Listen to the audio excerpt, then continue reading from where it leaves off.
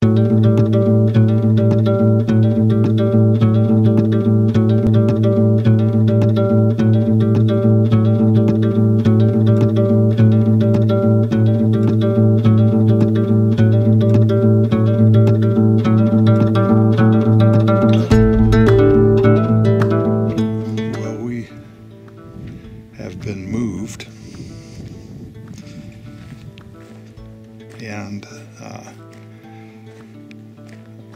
all I can say is thank you so much to the state of Colorado. They have closed all of their campgrounds, and in their foresight, and I'm going to say wisdom, they have allowed those of us that don't have homes to remain. And in the case of Terry and I, because we are elderly, it's a little more dangerous for us to be out in public. And so it has not only protected us, but I believe helped society in general to keep us from being out where we might get infected and might spread coronavirus. So I just want to say thank you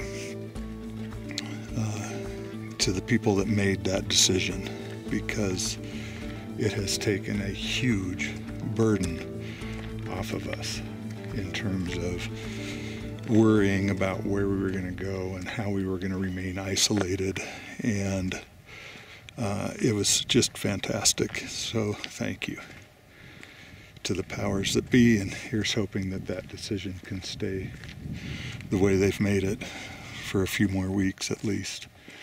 But I want them to know that, and I've told the Rangers, that I am just incredibly appreciative of that decision and hope it can stand for as long as it needs to.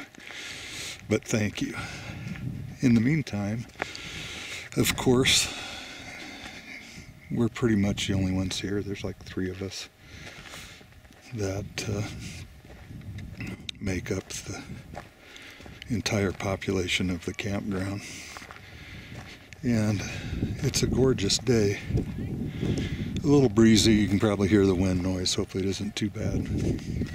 But I've got to tell you a quick story. My sister forwarded to me an article written by Leonard Pitts from the Miami Herald called Quiet Death. And it was about a priest who gave up his ventilator to a younger person so the younger person could survive, and he went on and of course perished because of coronavirus. And the question from Leonard Pitts is, you know, who are you in a crisis like this? And I told my sister that I know. In my case, it's mixed. You know, you don't know how you're going to behave in a crisis until it suddenly has happened. And I think we all have fantasies about being a hero, you know, at least I know I have. But I know that in certain situations, man, I have been anything but, and I'll tell you, I have saved someone's life. I'm convinced I saved a man from choking to death on his own blood in a car wreck, and I've been a fireman, and I have put my life at risk to a certain degree, and am willing to do that. But those things, you know, those things don't happen in an instant. If you really want to know how you're going to behave in a crisis, you need to have one happen instantaneously, and then you'll find out. Okay.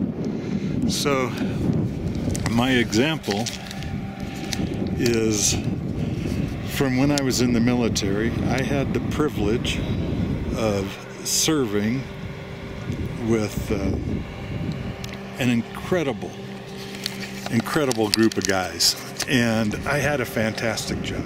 I was a ballistic meteorologist. I sent up weather balloons in Colorado Springs at Fort Carson.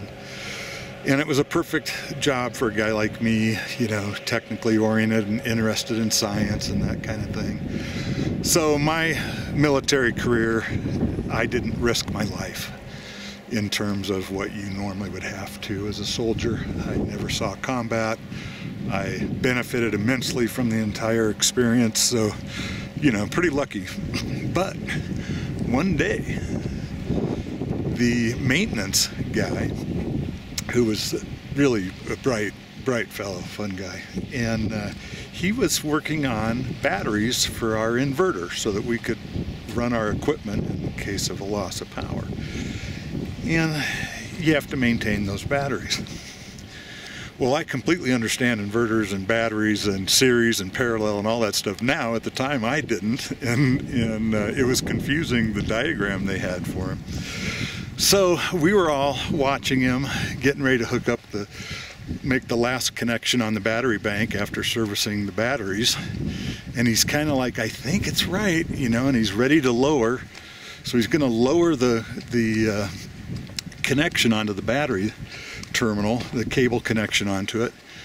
And as soon as that connector hit that battery, it was an instantaneous just shooting of fire and smoke as that terminal literally disintegrated as he was putting it on there. And there was probably 6 of us standing there. And we were all out that goddamn door so fucking fast. You wouldn't believe it. And so we got out there. And of course this thing was over as soon as that terminal burned completely off. And cleared the smoke out and everything, and man, did we get an ass chewing. The warrant officer was so mad at us, you know. It was, he says, not one of you motherfuckers thought to grab the fire extinguisher. It's like, no, we didn't, you know. So there you go. Sometimes you think you're going to be the hero, or you want to be, or that's how you picture yourself. But hey, until it happens, you might not know. Anyway, we are doing well heading out here, so take care everybody, and thanks for watching.